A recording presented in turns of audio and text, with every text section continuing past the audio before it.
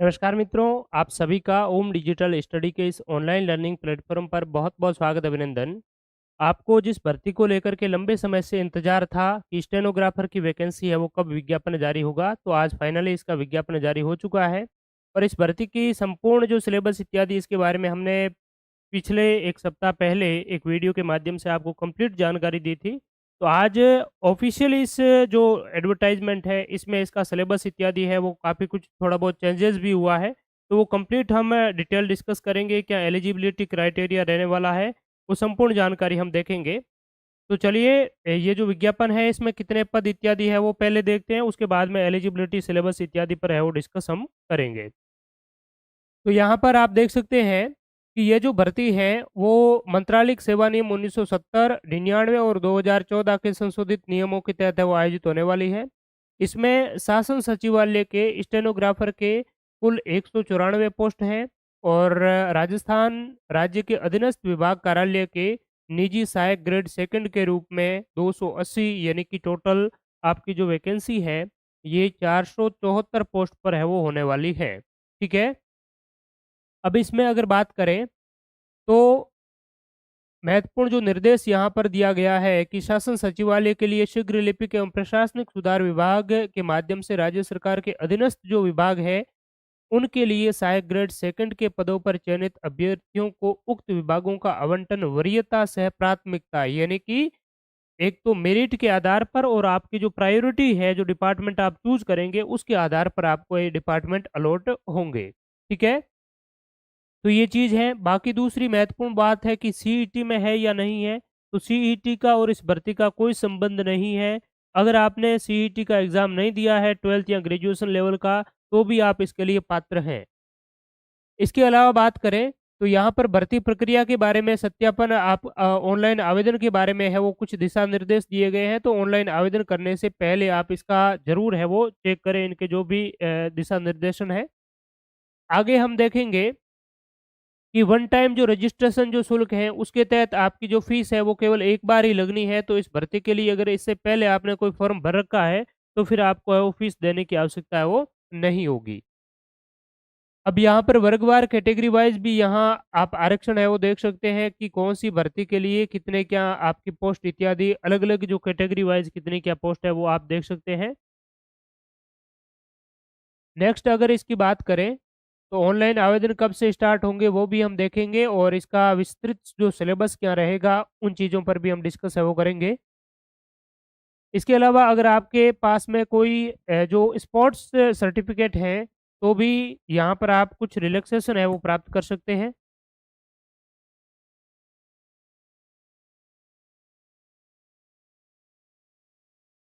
आगे वेतनमान की बात करें तो इसका वेतनमान मैट्रिक्स लेवल L10 है यानी कि 3600 ग्रेड पे है, जो कि बहुत ही बेहतरीन और बहुत ही अच्छा इसका पे लेवल है।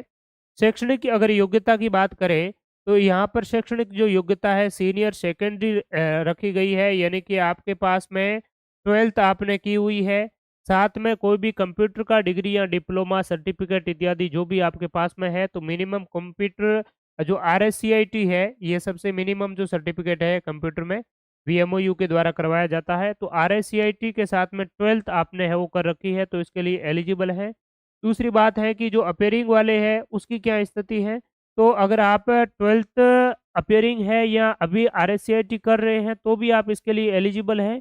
लेकिन जो एलिजिबिलिटी आपकी जो पूर्ण होनी चाहिए, वो एग्ज़ाम जिस डेट को होगा, उस एग्ज़ाम डेट से पहले तक आपकी एलिजिबिलिटी है वो कंप्लीट हो जानी चाहिए, तो इसका आपको वो सबूत देना होगा। और यहाँ पर लिखा हुआ है कि आवेदक को शीघ्र लिपिक निजी सहायक ग्रेड सेकंड के पद पर निर्धारित शैक्षणिक योग्यता परीक्षा के सेकंड फेज की हिंदी अंग्रेजी की श्रुति लेखन टंकण परीक्षा की अंतिम तिथि से पूर्व तक अर्जित करना अनिवार्य है।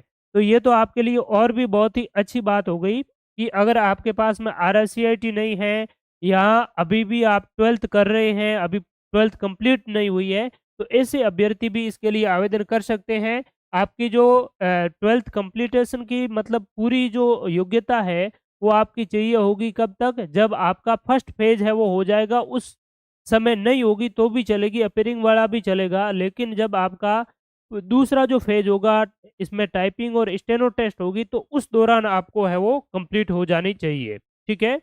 तो ये आप सभी के लिए, ऐसे अभ्यर्थी जो बहुत ही फ्रेश हैं, उनके लिए बहुत ही अच्छी बात है। राष्ट्रीयता की बात करें तो बहुत से अभ्यर्थी पूछ रहे हैं कि हम यूपी से हैं, एमपी से हैं, आवेदन कर सकते हैं या नहीं कर सकते। तो सारे भारत के जो निवासी हैं वो सारे के सारे आवेदन इसके लिए कर सकते हैं। इसके अलावा नेपाल, भूटान और तिब्बती लोग भी आवेदन है वो कर सकते हैं। यहाँ पर एज लिमिटेशन की बात हो रही है, तो देखिए आयु सीमा है वो कब तक और कब तक की कितनी क्या होनी चाहिए। यहाँ पर देखिए 1 जनवरी 2025 से आपकी एज लिमिटेशन है, उसका है वो काउंटिंग होगा। आवेदक की मिनिमम जो एज है वो 18 वर्ष है वो पूर्ण की जानी चाहिए, यानी कि 18 वर्ष की आयु आपकी पूरी हो जानी चाहिए और 40 वर्ष की आयु आपकी नई हुई होनी चाहिए, ठीक है? तो 18 से लगा कर के 40 साल की आयु है और ऊपरी जो आयु वर्ग है, यहाँ क्या लिखा हुआ है कि यदि कोई आवेदक उस वर्ष की भर्ती में आयु की दृष्टि से पात्र था, तो उसे आयु की दृष्टि से पात्र माना जाएगा, किंतु यह छूट 3 वर्ष से अधिक है वो नहीं दी जाएगी, ठीक है? तो पहले ये भर्ती 2018 में आयोजित हुई थी, तो इसको लेकर के आपकी 3 वर्ष की अतिरिक्त जो ऊपरी आयु सीमा में और आपकी है वो छूट दी गई है, ठीक है? तो ये 18 से लगा कर के 3 साल ये हो गई, इसके अलावा भी अलग-अलग जो आपके कैटेगरी वाइज़ है, इनमें भी काफ़ी 5 साल, 10 साल रिलैक्सेशन है वो दी गई है। ये केवल ऊपरी आयु में छूट है, निचली आयु में नहीं है, यानी कि 18 तो कंप्लीट होनी ही चाहिए 1 जनवरी 2025 की स्थिति में। आगे बात करें पेंशन की, तो पेंशन जो आपका राज्य सरकार के द्वारा जो पेंशन के नियम इत्यादि है उसके अकॉर्डिंग आपको मिलेगी। विवाह पंजीयन, अगर आप विवाहिता हैं तो आपको विवाह पंजीयन है वो इसके लिए ज़रूरी है। ओटीआर के माध्यम से आप ऑनलाइन आवेदन कब कर पाएँगे? तो ऑनलाइन आवेदन है वो 29 फरवरी से आपके स्टार्ट हो जाएँगे और 29 मार्च 2024 तक आपके ऑनलाइन आवेदन है वो चलेंगे। तो 29 फरवरी से 29 मार्च के मध्य आप ऑनलाइन आवेदन कर सकेंगे। और बात करें परीक्षा के आयोजन की, तो परीक्षा आपकी ऑफ़लाइन आधारित आयोजित करवाई जाएगी, यानी कि इसमें ऑनलाइन वाला नहीं है, बाकी वाले एलडीसी के विज्ञापन में ऑनलाइन की बात कही गई थी, तो इसमें ऑफ़लाइन आयोजन के बारे में बात है वो कही गई है। प्रवेश पत्र संबंधी और ये बात है एनओसी आपत्ति प्रमाण पत्र, आप किसी भी सरकारी विभाग में या अर्ध सरकारी विभाग में पहले से आप वहाँ पर अपॉइंट है, तो फिर आपके लिए एनओसी सर्टिफ़िकेट है वो लेना चाहिए। तो गरिमा जी लिख रहे हैं एग्ज़ाम डेट, देखिए एग्ज़ाम डेट है इसमें इन्होंने जारी है वो नहीं की है। बोर्ड के पास परीक्षा की दिनांक एवं स्थान में परिवर्तन करने का अधिकार है, तो वो आपका सुरक्षित रहेगा, ये बात है वो कही गई है।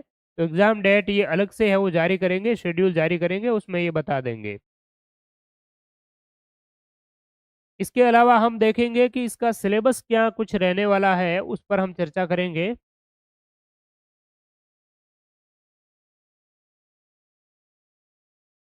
साथ ही आपको बता दें इसके लिए ऑनलाइन जो क्लासेज हैं, राजस्थान सामान्य ज्ञान का जो पेपर फर्स्ट है, सामान्य विज्ञान, सामान्य ज्ञान, तो इसके ऑनलाइन जो क्लासेज हैं हमारे मोबाइल एप्लीकेशन पर 1 मार्च से स्टार्ट हो जाएगी। तो अच्छी तैयारी के लिए और बहुत ही एग्जाम ओरिएंटेड तैयारी के लिए हमारे बैच का हिस्सा है वो आप बन सकते हैं। ये आप परीक्षा की स्कीम देख सकते हैं यहाँ, सामान्य ज्ञान और दैनिक विज्ञान है। इसमें 2 पेपर होने वाले हैं। एलडीसी में जहाँ मैथ्स होती है, तो इसमें मैथ्स नहीं है, बाकी लगभग-लगभग सेम है इसका, ठीक है? तो देख लेते हैं सिलेबस को डिटेल में देखते हैं। सामान्य ज्ञान, सामान्य विज्ञान और राजस्थान का सामान्य ज्ञान। देखिए राजस्थान का सामान्य ज्ञान इसमें अलग से ऐड किया है, तो बहुत ही इसका मतलब 50 से ज़्यादा क्वेश्चन्स है, यानी कि आप 50% जो पोर्शन है इसमें राजस्थान सामान्य ज्ञान का मान सकते हैं। क्योंकि पहले वाला जो इसमें ये पोर्शन दिया हुआ है सामान्य ज्ञान, दैनिक विज्ञान, तो इसमें भी कहीं न कहीं राजस्थान सामान्य ज्ञान रहने वाला है और सेकंड जो है राजस्थान का सामान्य ज्ञान, तो इसमें तो पूरा राजस्थान का सामान्य ज्ञान है ही, राजस्थान की इतिहास, कला, संस्कृति, भूगोल, अर्थव्यवस्था इत्यादि कंप्लीट है। तो ये टोटल आपका 3 घंटे का होगा और 50 अंकों का पहला पेपर होगा और 50 अंकों का ही दूसरा पेपर होगा, तो अंकों की संख्या इसमें है वो इस बार घटाई गई है। सामान्य हिंदी और अंग्रेजी का जो सेकंड पेपर होगा ये भी 3 घंटे का होगा और 100 इसमें अंक होंगे, यानी कि सेकंड पेपर 100 अंक का और फर्स्ट पेपर है वो 100 अंक का, तो वही रहने वाला है। खैर इसमें 50-50 है वो अंक है, अलग 2 यूनिट है फर्स्ट पेपर में। अब यहाँ पर अगर बात करें तो देखिए सेकंड जो आपका पेपर होगा 2 प्रश्न पत्रों में से एक आपका विकल्प है वो आपको चुनना होगा और वो मैंने आपको पहले भी बताया था। इसमें क्या है कि अंग्रेजी आशुलिपि परीक्षण है वो होगा जिसमें कि 10 मिनट का आपका है वो रहेगा और इ इसके बाद में आपकी श्रुति लेखन गद्यांश का कंप्यूटर पर अंग्रेजी में प्रतिलेखन ट्रांसक्रिप्शन होगा और इसको आपको 10 मिनट में 60 मिनट में पूरा करना होगा। यानी कि कहने का मतलब ये है कि आपके एग्ज़ाम हॉल में एक ऑडियो चलाया जाएगा और उस ऑडियो में जो-जो चीज़ बोली जाएगी उसको आपको स्टेनो की लिपि में 10 मिनट में टाइप करना होगा। अगर आप अंग्रेजी स्टेनो जो टेस्ट है जो सब्जेक्ट भाषा जो लैंग्वेज चूज़ करते हैं तो आपको इंग्लिश में जो लिखना होगा और हिंदी वाला करते हो तो हिंदी के स्टेनो में आपको वो लिखना होगा। 10 मिनट में लिखी हुई शब्दों को आपको 60 मिनट में अंग्रेजी वाला टाइप करना है, अगर हिंदी करते हो तो इसके लिए आपको 70 मिनट का समय हो दिया जाएगा। और इसके लिए आपको 100 अंक है वो मिलेगा, चाहे हिंदी में करेंगे तो भी 100 मिलेगा, इंग्लिश में करेंगे तो भी 100 मिलेगा, ठीक है? इस संबंध में मैंने कंप्लीट डिटेल में जानकारी प्रीवियस सेशन में है वो दे रखी है, तो आप वो ज़रूर देखिए। दूसरी बात है कि इसमें मिनिमम क्वालिफाइंग मार्क्स इत्यादि है वो क्या है? तो देखिए परीक्षा के माध्यम से वर्ष में भरी जाने वाली रिक्तियों की कुल अनुमानित संख्या के 15 गुणे के अध्ययन रहते हुए प्रथम चरण के प्रत्येक प्रश्न पत्र में 40% अंक प्राप्त करने वाले अभ्यर्थियों को ही सेकंड जो आपका फेज है उसमें प्रवेश है वो किया जाएगा। किंतु उक्त रेंज में समस्त ऐसे अभ्यर्थियों को ही चरण सेकंड में प्रवेश दिया जाएगा, किंतु उक्त रेंज के ऐसे अभ्यर्थियों जिन्होंने किसी निरंतर रेंज के लिए वही अंक अर्जित किया है बोर्ड नियत करे सेकंड चरण में प्रवेश दिया जाएगा। तो ये आपकी मोटा-मोटी बात ये है, ठीक है? रीट के बारे में अभी तक कोई ऑफ़िशियली है वो जानकारी नहीं है, जैसे ही कोई कुछ महत्वपूर्ण ऑफ़िशियल जानकारी है वो प्राप्त होगी तो आपको वो बता दिया जाएगा, आप अपनी तैयारी है वो जारी रखें, ठीक है? तो इसमें आपको 40% जो मार्क्स है मिनिमम क्वालिफाइंग मार्क्स है फर्स्ट पेपर में है वो लाने होंगे, ठीक है? और जो एग्रीगेट है दोनों पेपरों में आपको 40% है, अलग-अलग की इसमें वो बात नहीं कही गई है। दूसरी बात है कि 15 गुना अभ्यर्थियों को सेकंड फेज़ के लिए आपको है वो बुलाया जाएगा। टोटल जो पोस्ट है उसकी 15 गुना अभ्यर्थी सेकंड फेज़ में है वो आपके एनरोल होंगे। ठीक है? बाकी ये सारी जानकारी और इसका विस्तृत जो पाठ्यक्रम है वो यहाँ पर आप देख सकते हैं। सामान्य ज्ञान और दैनिक जो विज्ञान है इसमें आपकी इस प्रकार से रहने वाली है। राजस्थान र राज्य स्तरीय, राष्ट्रीय और अंतर्राष्ट्रीय मुद्दे, भारत का भूगोल एवं प्राकृतिक संसाधन है। इसके अलावा तत्व, यौगिक मिश्रण, भौतिक रासायनिक परिवर्तन, धातु एवं क्षार। तो इसमें आप देखिए पिछली बार केवल ये जो आपका पोर्शन था ये फर्स्ट पेपर में था और बाकी वाला ये पूरा का पूरा सेकंड पेपर में था। तो अब की बार जो साइंस के क्वेश्चंस पिछली बार जो आपके 75 क्वेश्चंस है वो पूछे जाते थे, तो अब की बार साइंस के क्वेश्चंस है वो आपके कम हो जाएँगे। इसमें ये 50-50 कर दिया है, तो मान के चलिए आपकी साइंस का जो वेटेज है आपका काफ़ी कम हो गया है और जीके है साइंस के साथ में ऐड हो गया है। और आपके लिए बहुत ही अच्छी जो बात है, वो ये है कि इसमें कंप्लीट राजस्थान का सामान्य ज्ञान है वो ऐड कर दिया है, राजस्थान का भूगोल और प्राकृतिक संसाधन, राजस्थान में जो आर्थिक व्यवस्था है यानी कि राजस्थान की अर्थव्यवस्था है, राजस्थान का इतिहास है, राजस्थान की संस्कृति और विरासत है। तो इसके लिए बहुत ही बेहतरीन तरीके से और एग्ज़ाम ओरिएंटेड जो क्लासें हैं, हमारे मोबाइल एप्लीकेशन में 1 मार्च से स्टार्ट हो जाएगी। तो आप 29 फरवरी को ऑनलाइन फॉर्म भर दीजिए और 1 मार्च से ओम डिजिटल स्टडी लर्निंग एप्लीकेशन से कंप्लीट ये बैच है वो जॉइन कर लीजिए, जिसमें आपको कंप्लीट जो जनरल साइंस है, ये करवाई जाएगी बहुत ही बेहतरीन तरीके से। प्रीवियस पेपर्स में कैसे क्वेश्चंस पूछे जाते हैं, उस अकॉर्डिंग और माध्यमिक शिक्षा बोर्ड की जो 30 से लगा कर के 6 टू 12th तक की जो बुकें हैं, उसी बुकों के आधार पर एग्ज़ाम ओरिएंटेड कंटेंट आपको प्रोवाइड करवाया जाएगा। इसके लिए हम जल्द ही टेस्ट सीरीज़ भी स्टार्ट करने वाले हैं, ठीक है? तो टेस्ट सीरीज़ भी आपकी 1 मार्च से हो जाएगी, जो केवल टेस्ट सीरीज़ में एनरोल करना चाहेंगे, वो टेस्ट सीरीज़ में भी कर सकते हैं और जो हमारा जो कोर्स है वो जॉइन करेगा, तो उसके लिए टेस्ट सीरीज़ बिल्कुल ही फ्री में है वो रहेगी, ठीक है? तो ये पूरा आपका पेपर है, मैक्सिमम 100 मार्क्स का होगा और 150 क्वेश्चंस है वो इसमें पूछे जाएँगे। इसके अलावा बात करें सेकंड पेपर की, तो सेकंड पेपर में हिंदी और इंग्लिश है वो 2 लैंग्वेज रहने वाली है। इसके भी प्रीवियस पेपर्स, इसके अलावा टेस्ट सीरीज़ इत्यादि ओम डिजिटल स्टडी मोबाइल एप्लीकेशन पर स्टार्ट हो जाएगी 1 मार्च से, तो उसमें भी आप हिस्सा ले सकते हैं और बहुत बेहतरीन तरीके से अपनी तैयारी कर सकते हैं। तो ऐसे अभ्यर्थी जो अभी 12th अपियरिंग हैं, उनके लिए भी बहुत ही अच्छा मौका है, ठीक है? तो thank you so much all of you, बहुत-बहुत धन्यवाद सभी को। अगले सेशन में हम फिर मिलेंगे। अभी कुछ लाइव क्लासें भी हम स्टार्ट करेंगे जिसमें हम कंप्लीट जो राजस्थान सामान्य ज्ञान के प्रीवियस पेपर्स इत्यादि है उस पर भी चर्चा करेंगे। तो उस सेशन से भी आप ज़रूर जुड़ें और इस चैनल पर पहली बार देख रहे हैं तो इसे सब्सक्राइब ज़रूर करें। Thank you so much all of you.